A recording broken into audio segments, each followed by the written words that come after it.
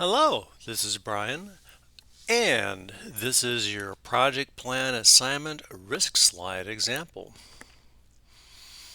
And as you know, I like to put these little disclaimers on all of my presentations because, let's face it, project management can be a high risk endeavor, and I'm just trying to cover myself here.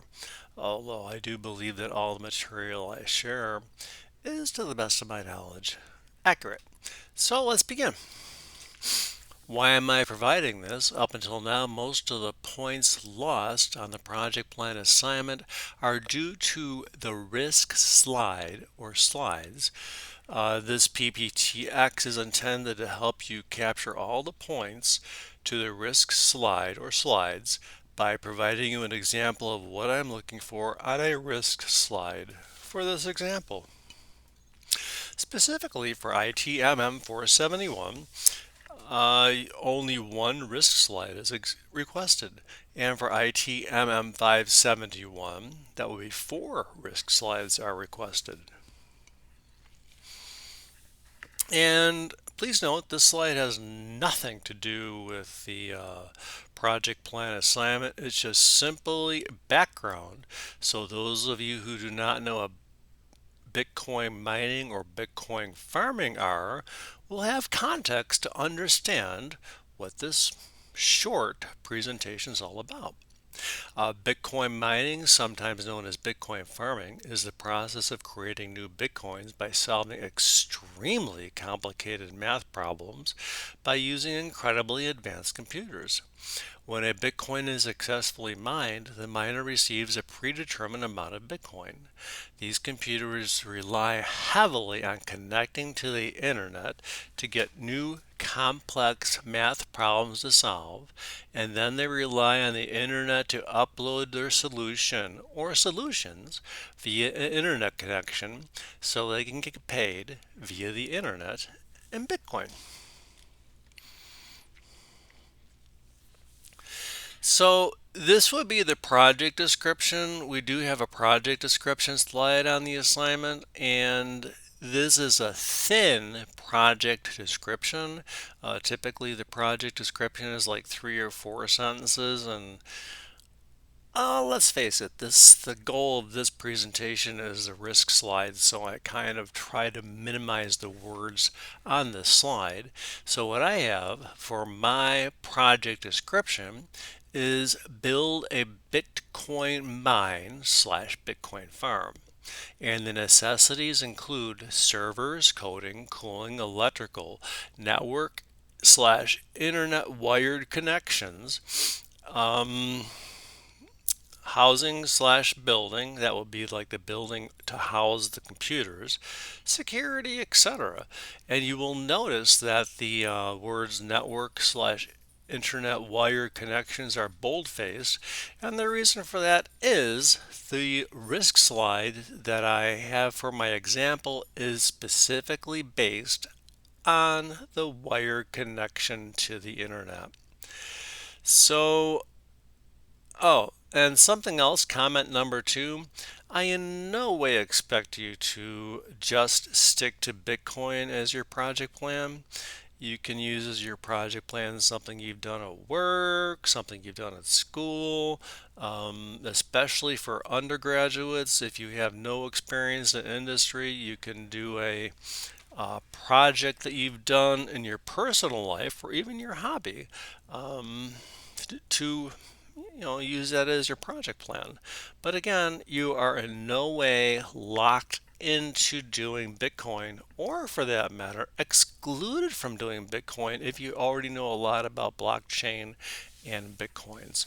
So now the next slide is the important one.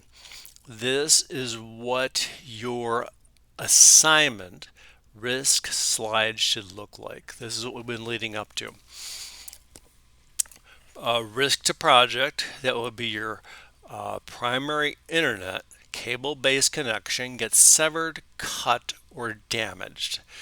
And where I got that idea from was two unfriendly nations. One unfriendly nation to the other was like a bad actor and like dragged something like an acre anchor across the bottom of the sea, ocean, or whatever the deep water was and cut their cable.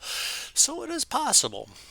Positive or negative risk. This would definitely be a negative risk because if you can't talk to the internet, you can't do all those wonderful things, especially getting Bitcoins. The type of risk response would be mitigation. That's the one that I happen to pull out of the air for addressing this particular risk. And basically, what I decided to use for my additional information, use a satellite connection rather than a cable-based connection to access the internet.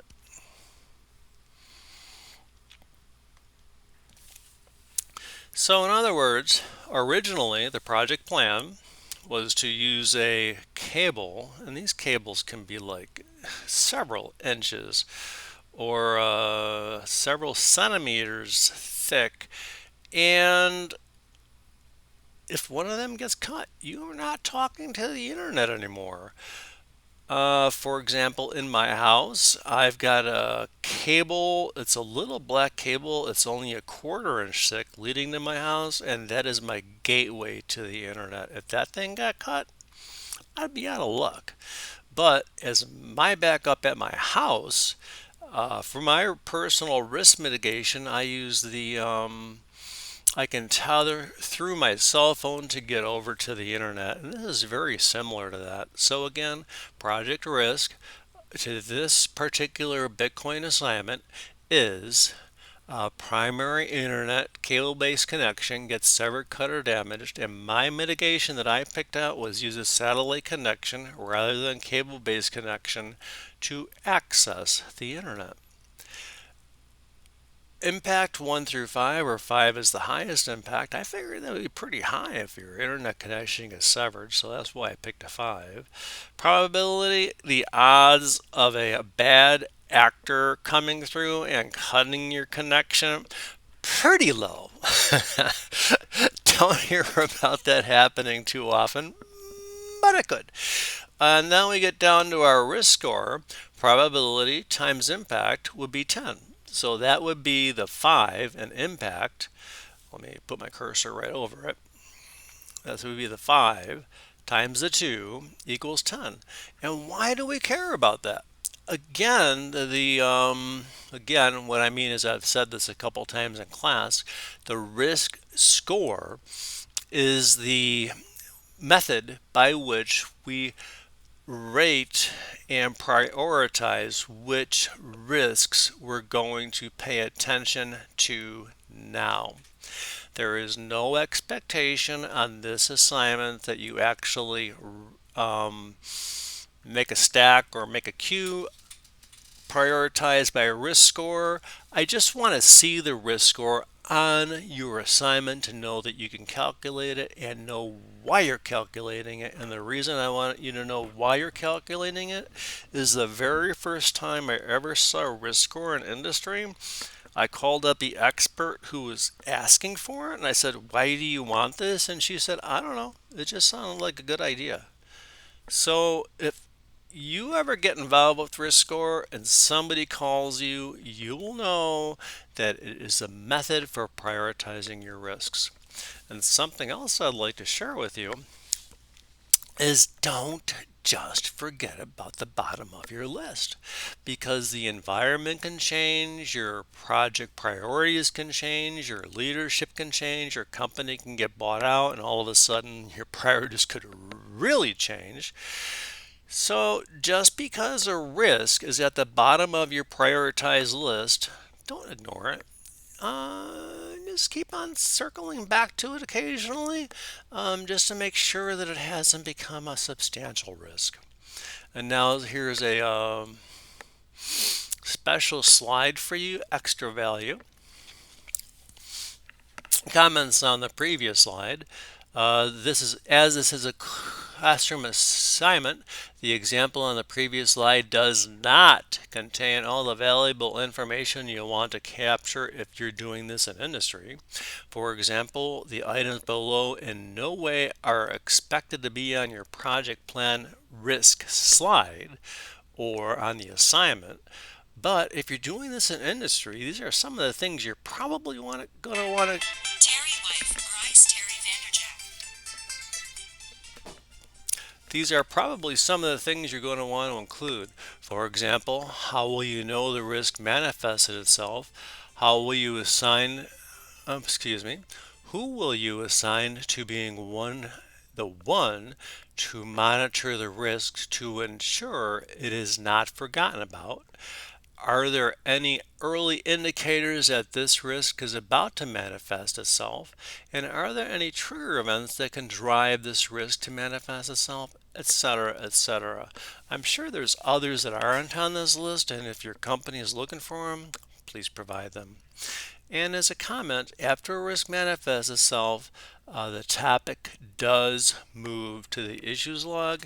And the reason I put that there is not only is a part of the process, but I have gotten that question on a few interviews, and that might be important to you.